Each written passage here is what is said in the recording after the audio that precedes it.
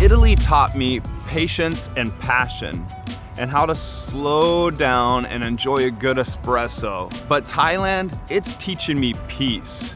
Here in Bangkok's Binjakitty Park, the city wakes up quietly, but somehow in all this motion, I find stillness. In Italy, beauty surrounds you. In Thailand, grace meets you halfway. After 21 years in Italy, I thought I knew everything there was about traveling, how to adapt, how to belong somewhere new. But relocating here to Bangkok has been a whole different kind of education. I came here expecting chaos, heat, noise, traffic. Instead, I found something I didn't know I was missing. And later in the video, I'll tell you that exact moment I realized Thailand had changed me, when I caught myself doing something I would have never done in Italy. You're not getting a travel brochure here, you're getting real life. We're in Bangkok, rejoice! The sweat, the smiles, the quiet discipline that somehow makes everything make sense. In Italy, you need 5 fingerprints and a stamp for... Huh? Don't ever delete your files before you're done editing your project. That should be a lesson in itself. Lesson 1, the quiet efficiency. In Italy, every task feels like a drama. The paperwork, the coffee, the conversation, all dramatic, all beautiful. But here in Thailand, there's no drama, just flow. You don't always see the system, but it works. Back to the video. But in that quiet efficiency, you learn patience differently. It's not about waiting, it's about trusting. So now when something doesn't go to plan, I don't fight it, I flow with it. In Italy, you need 5 fingerprints and a stamp for 1 form. In Thailand, it's 1 smile and a selfie, and you're done. I have a story for you. I don't know when you typically exercise, but I usually go out in the morning. On this day, I went out for an evening run, came back from my run, soaked to the bone. I had a bag of takeaway rice and vegetables in one hand with some chili fish sauce. We're in Thailand after all. Got up to my room on the 20th floor, tried my Samsung door lever, no code, no fingerprint reader working, no entry. So I went back down to the lobby, spoke with the juristic management person, and I explained last time this happened, the other worker used his pin on the reset button of the door, and he came back up with me and he said, well, hold on, made a few calls and said, I'll be right back. So I waited. He went down. About 5 to 10 minutes later, he comes back up with a battery pack and wants to recharge the door lever because that's how he thought we could get in. Except his battery pack had a USB-C and mine was an old school micro USB. And there I was holding my phone with the flashlight. He was trying to put it in, trying to shove it in until we both realized, no, it's not the same type of USB. He said, hold on, made a few more calls. I said, hey, the last time the guy used this pin for the reset, he said, hold on.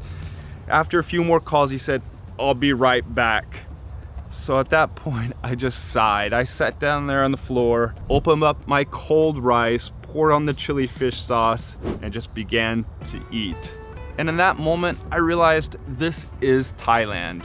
You stop fighting the delay and just let the story happen. About 5 or 10 minutes later, he came back pen in hand, and I think you realize what I've been trying to say from the beginning. Pressed and held the reset button. Beep, beep, beep, beep. I was able to enter my code now, and the door opened. He apologized, gave a Y, and I said, my pen Rai, don't worry. Because really, that's the lesson. In Italy, I would have turned this into a whole opera. In Thailand, it's just dinner in the hallway. Lesson 2. Oh wait, in a moment, I have a favor to ask you, so stick with me. Lesson 2, discipline in chaos. Bangkok looks wild. Motorbikes everywhere, powered lines tangled like spaghetti, but somehow it works because everyone knows their rhythm. So I stopped trying to control it and started to find my own rhythm in the unpredictability. In Italy, people follow the rules but bend them emotionally at every chance they get. In Thailand, nobody follows the rules, but everyone understands them. I should say, people in Thailand do follow the rules. There's just room for creativity. Now keep in mind, for the Grand Palace, you have to wear long pants. Lesson 3, everyday kindness. The kindness here is quiet, but constant. It's in the why, the smile, the gestures. Lek, the security guard at the place where I used to live, every time he'd see me coming with bags of groceries in my hand, he would stop me and try to help me. Even when I insisted, I got it, he would take him out of my hand and help me to the elevator and ask me about my day. And I would ask him something about Liverpool, even though I know nothing about football. The security guard at my new place, Os, every time he always has a joke or something to say when I'm returning back from a run, soaked to the bone. Or when he sees me walking away from the condo, asking me, where am I going? Are you going for lunch? And where am I going to eat? What am I going to have? That's why I say the kindness here is quiet, but consistent. Oh, and an update for you. All of my items I had shipped from Italy to Thailand finally arrived. After weeks of going back and forth with FedEx, I had paid so much. Really, I'm embarrassed how much I paid for FedEx to deliver all my items here and the import fees coming into Thailand. But finally, they arrived. After many phone calls, communications and email, I communicated with them that I moved to my new condo. I gave them the new address, my phone number, and they said, great, they're going to be delivered. They didn't give me a specific day, but they said the driver would call me 2 hours in advance. Monday, I'm at Terminal 21, a Sok BTS stop, having my lunch, and I get a call.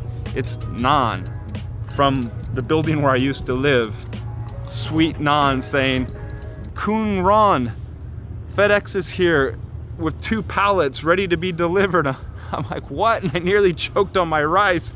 And I saw in Messenger, she sent me the photo of the truck with the pallets in the back. I mean, wasn't the delivery man supposed to call me 2 hours in advance? And in Italy, it would have been craziness. But she calmly explained while I was on the phone with her that the delivery man will be taking it to the new address. She was explaining to the delivery man to take them to the new address just nearby. And he showed up 20 minutes later, just as I showed up after finishing my lunch. It was the delivery man and one of the security guards at my new condo helping me with 30 boxes up and down to my room on the 20th floor. Now in Italy, it would have been possible, everything would have been pulled off, but not without a lot of arguing, a lot of ma dai, a lot of back and forth. And if you don't do that, it won't happen. Here, not a raised voice, just calm communication, patience, and smiles. Working with the delivery man, we got every box in and out of my apartment, in the hallways, and the freight elevator, no air conditioning. We were both sweating so much. I looked around my apartment for something to give to the man for his help. All I could find, I run a pretty bare bones operation at Casa Brown. All I could find was a 1.5 liter bottle of water. I gave him that and some napkins to wipe off the sweat. And you know what? The delivery man appreciated it. He smiled, gave me a why, kapung krap. Everything accomplished. No drama, no shouting. In Italy, you close the deal with an espresso. In Thailand, you close the deal with a smile and a why. And yes, my espresso machine also arrived.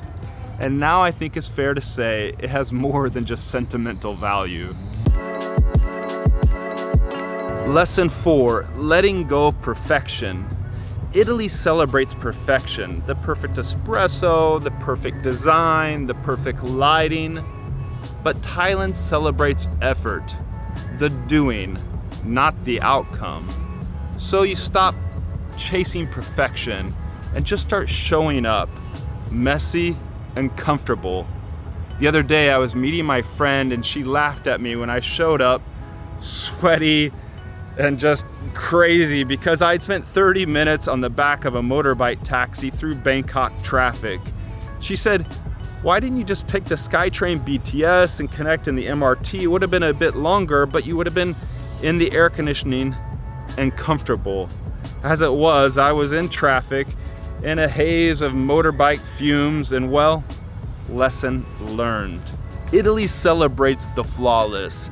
Thailand forgives the sweaty. Redefining success. Lesson 5.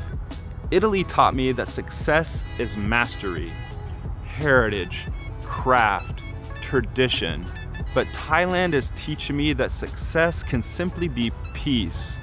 So now when I'm drinking a coffee at one of the many Bangkok coffee shops or at my home, I have my espresso machine now, and I'm planning, working on my next YouTube video, I don't feel like I'm chasing anything. I'm just here.